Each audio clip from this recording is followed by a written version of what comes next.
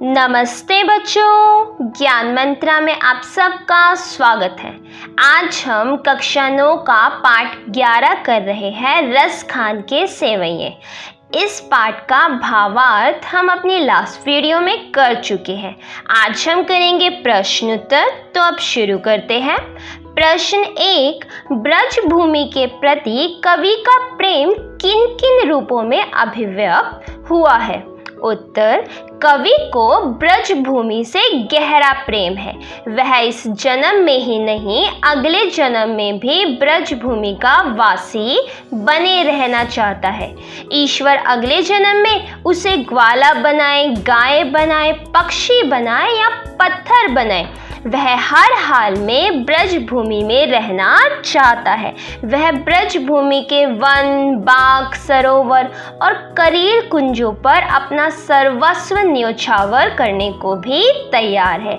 बच्चों, जो रस खान जी है उनके श्री कृष्ण में बहुत ज़्यादा आस्था है। तो जिन चीज़ों का संबंध श्री कृष्ण जी से है उनका भी उनसे बहुत ज़्यादा लगाव है, इसलिए वे किसी भी तरीके से ब्रज भूमि में रहना चाहते हैं और उन्हें ब्रज भूमि की हर वस्तु से, चाहे वो पेड़ के कांटे ही क्यों ना हो, कटीली झाड़ियाँ ही क्यों ना हो, हर चीज़ से उन्हें बहुत ज़्यादा प्यार है। वह कहते हैं ईश्वर चाहे अगले जन्म में मुझे कुछ भी बना ले, चाहे वो गाय बनाए, पक्षी बनाए, यहाँ ब्रज भूमि का पत्थर बना दे, मैं वो भी बनने को तैयार हूँ, लेकिन मैं रहना ब्रज भूमि में ही चाहता हूँ।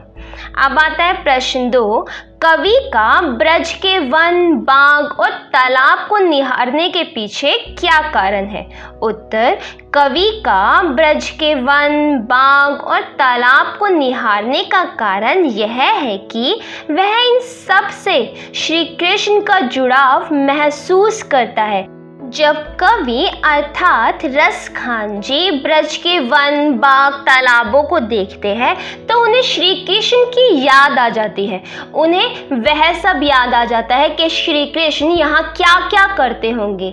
उन्हें इस चीज़ का एहसास होता है कि श्री कृष्ण का ब्रज की हर वस्तु से जुड़ाव है, इसलिए वह भी इन सब से जुड़ाव महसूस करते हैं और इन्हें निहारते रहते हैं। कवि श्री कृष्ण का अनन्य भक्त है। अपने आराध्य से जुड़ी वस्तुएं उसे शांति और आनंद की अनुभूति कराती है। अब आता है हमारा प्रश्न 3, एक लकुटी और कामरिया पर कवि सब कुछ न्योछावर करने को क्यों तैयार है? उत्तर, कवि के लिए सबसे महत्वपूर्ण है कृष्ण, इसलिए कृष्ण की एक एक चीज उसके लिए महत्वपूर्ण है। यही कारण है कि वह कृष्ण की लाठी और कंबल के लिए अपना सर्वस्व न्योछावर करने को तैयार है। वह अपना सब कुछ श्री कृष्ण की लाठी और कंबल पे न्योछावर करने को तैयार है। अब आता है प्रश्न 4, सखी ने गोपी से कृष्ण का कैसा रूप धारण करने का आग्रह किया था? अपने शब्दों में वर्णन कीजिए। उत्तर, सखी ने गोपी से कृष्ण का ठीक वैसा ही रूप धारण करने का आग्रह किया था जैसे कृष्ण दिखते थे। इसके लिए उसने सिर पर मोर पंखों का बना मुकुट, गले में गुंज की माला अर्थात फूलों की माला, शरीर पर पीले वस्त्र पहने और हाथ में लाठी लेने का आग्रह किया था।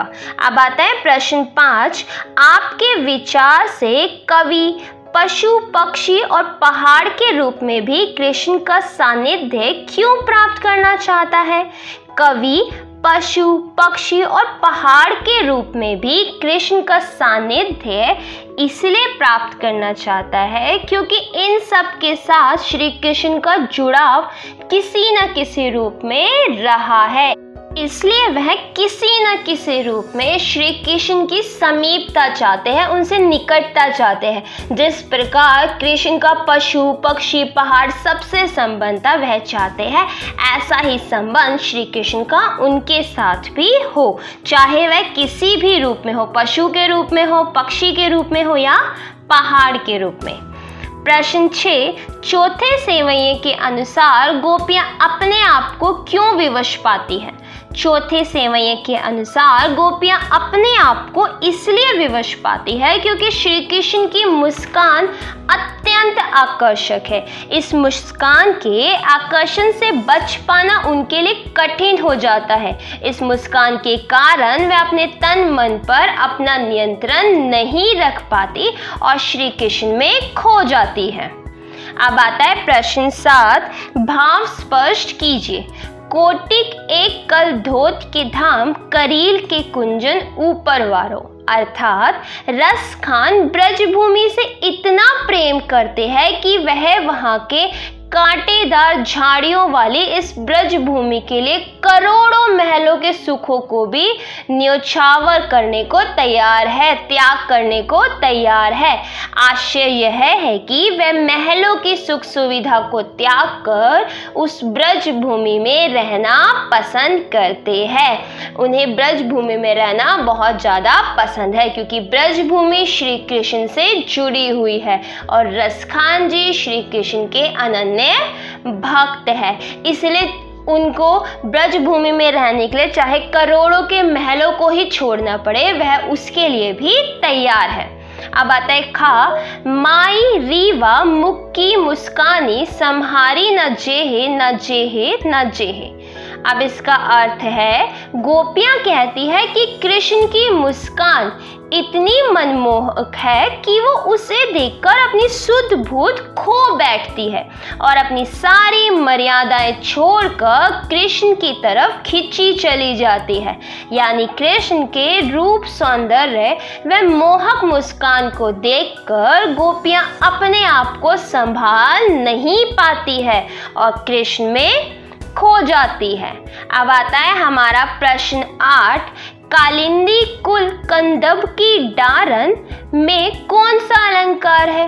उत्तर, कालिंदी कुल कंदब की डारन में का वर्ण की आवृत्ति के कारण अनुप्रास अलंकार है। यहाँ पर का की आवृत्ति बार बार हुई है, इसलिए यहाँ पे अनुप्रास अलंकार है। अब आता है प्रश्न 9, काव्य सौंदर्य स्पष्ट कीजिए। या मुरली मुरलीधर की, अधरा न धरी अधरा न धरोगी। भाव सौंदर्य। अब यहाँ पे हमसे पूछा गया है काव्य सौंदर्य। काव्य सौंदर्य में हमें पहले भाव सौंदर्य बताना होता है, उसके बाद आता है शिल्प सौंदर्य। इसमें आपको दोनों ही बताने होते हैं। तो सबसे पहले भाव सौंदर्य है। इस छंद में गोपी अपनी दूसरी सखी से श्री कृष्ण की भांति वेशभूषा धारण करने का आग्रह करती है। वह कहती है, तू श्री कृष्ण की भांति सिर पर मोर मुकुट व गले में गुंज की माला धारण कर, अर्थात फूलों की माला धारण कर, शरीर पर पीतांबर वस्त्र पहन, अर्थात पीले वस्त्र पहनकर, वह हाथ में लाठी डालकर मुझे दिखा ताकि मैं श्री कृष्ण के रूप का रसपान कर सकूं। उसकी सखी उसके आग्रह पर सब करने को तैयार हो जाती है, परंतु श्री कृष्ण की मुरली को अपने होठों से लगाने को तैयार नहीं होती। उसके अनुसार उसको ये मुरली सोत की तरह प्रतीत होती है और वो अपनी सोत रूपी मुरली को अपने होठों से लगने नहीं देना चाहती। अब जो श्री कृष्ण जी है वो हर समय मुरली को अपने होठों से लगाए रखते हैं, जिस कारण गोपियों को उस मुरली से बहुत ज़्यादा जलन महसूस होती है और वह उस मुरली को अपनी सोतन समझती है। इसलिए गोपी पूरे कृष्ण के वेशभूषा धारण करने को तैयार है, लेकिन मुरली को अपने होठों से लगाने को तैयार नहीं है। अब आता है शिल्प सौंदर्य।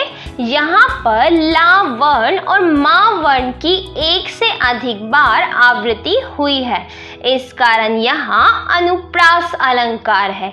काव्य में ब्रज भाषा तथा सेवैया छंद का सुंदर प्रयोग हुआ है। तो बच्चों, ये थे हमारे प्रश्न उत्तर। उम्मीद है आप सबको समझ आए होंगे। कोई भी डाउट हो आप कमेंट बॉक्स में पूछ सकते हैं। अगर वीडियो पसंद आई हो तो लाइक करना और चैनल को सब्सक्राइब करना मत भूलना। धन्यवाद।